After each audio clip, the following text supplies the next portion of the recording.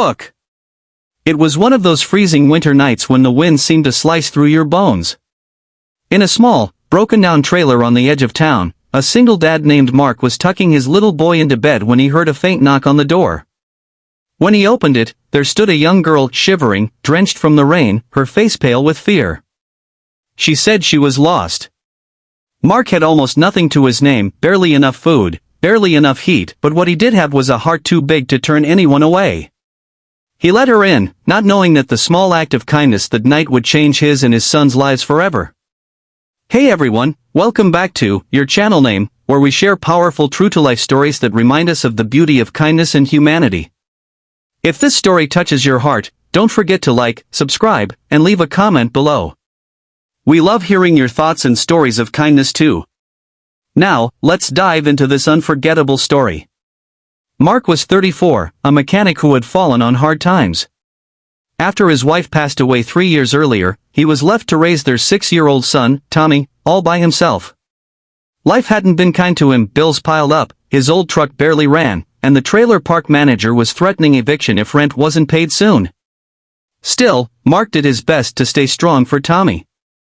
Every night, he'd read him stories about heroes, men and women who fought through hard times and never gave up. What Tommy didn't know was that his dad was one of those heroes, too, just without the cape. That night, the sky had opened up with a brutal storm. Rain pounded against the windows like drumbeats. The power had gone out, and Mark was using a single flashlight to keep the darkness away. He was just about to close his eyes when he heard that knock, soft, hesitant, almost afraid. He froze for a moment. It was nearly midnight. No one came around this part of town that late. But then the knock came again, louder this time. Mark grabbed his coat and opened the door. There she was, a girl who looked maybe 16 or 17, soaked to the bone, hair dripping, her hands trembling. Her eyes were wide with fear. "Please," she whispered, I got lost. My car broke down a few miles back. My phone's dead. Can I just stay here until morning?" Mark hesitated. He didn't have much, just a leaky roof, a couch with springs poking out, and some leftover soup on the stove. But he could see the terror in her eyes. She looked like she'd been out there for hours. "Of course," he said softly. "Come in, sweetheart.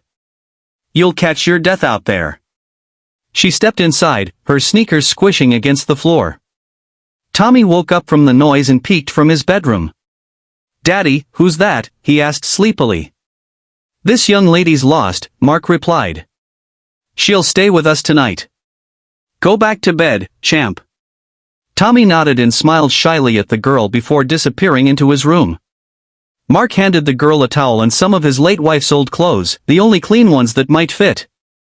She thanked him with a shaky voice. He heated up some soup and handed it to her. She took it, her hands still trembling, and whispered, "Thank you, sir. I didn't think anyone would open the door." Mark smiled sadly. Everyone deserves a warm place on a cold night. As they sat by the small propane heater, she introduced herself as Lily.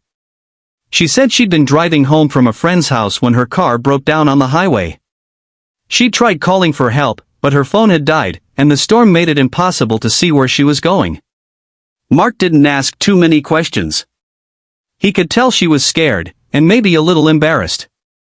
So, instead, he talked about his son, about how Tommy loved to build toy cars out of scrap metal from the garage. Lily smiled for the first time that night. "He sounds like a smart kid," she said softly. "He is," Mark replied, his voice warm with pride. "Smarter than me, that's for sure." When morning came, the storm had cleared. The trailer was quiet except for the sound of Tommy giggling in the kitchen. Lily was sitting at the table, helping him draw with crayons. Mark watched them for a moment, this young girl with kind eyes and his son laughing like he hadn't in weeks.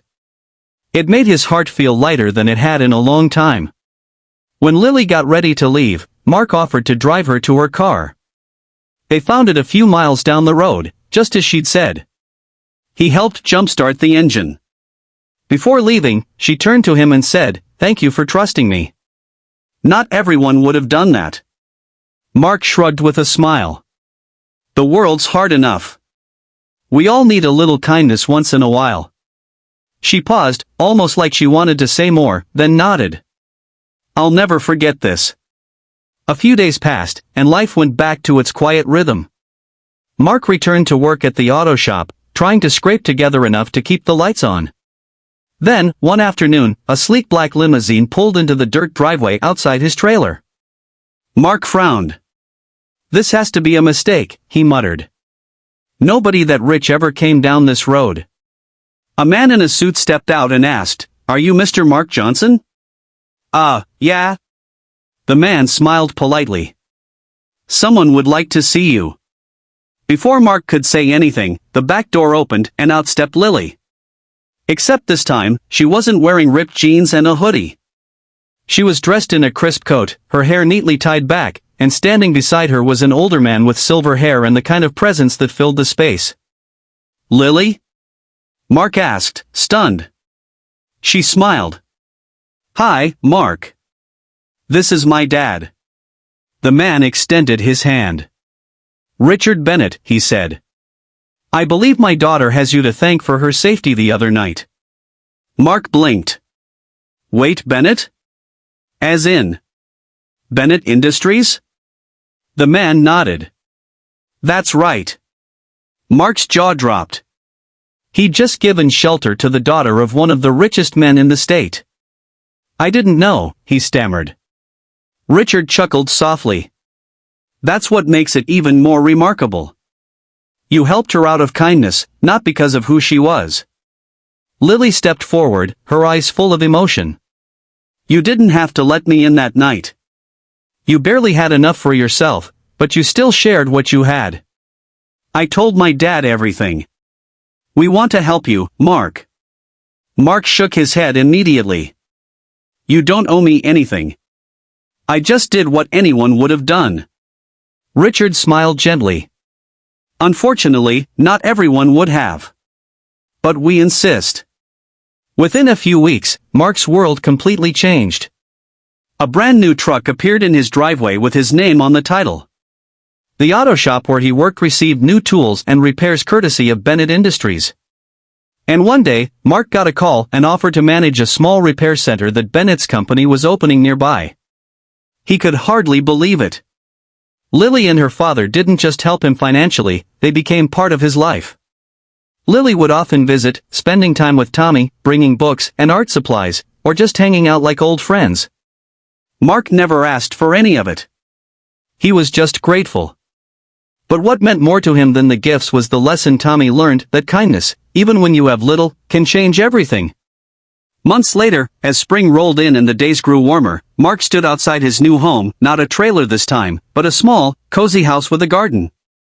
Tommy was chasing fireflies in the yard, and Lily was sitting on the porch, laughing with him.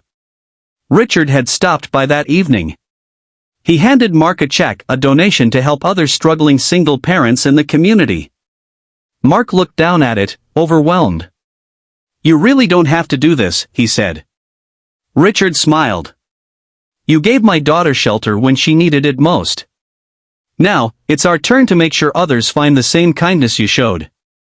Mark swallowed hard, his eyes misting over. "I'll use it well. I promise." "I know you will," Richard replied.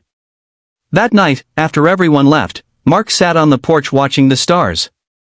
He thought about how one small decision opening his door to a stranger had changed everything. He realized that kindness doesn't come from wealth or status. It comes from the heart. And sometimes, when you give without expecting anything back, the universe has a way of giving it all right back to you. He looked over at Tommy, who had just run up, holding a jar full of glowing fireflies. "Daddy," Tommy said, "did helping that girl make us lucky?" Mark smiled, ruffling his hair. "No, buddy. It made us blessed." And that's the story of Mark, the single dad whose simple act of kindness opened the door to a whole new life. Kindness costs nothing, yet it's the most valuable thing we can share. You never know whose life you might touch or how that moment might come back to bless you one day. If this story warmed your heart, please like, subscribe, and share it with someone who believes in the power of kindness. This is your channel name, reminding you that no matter how small your gesture may seem, kindness always finds its way home.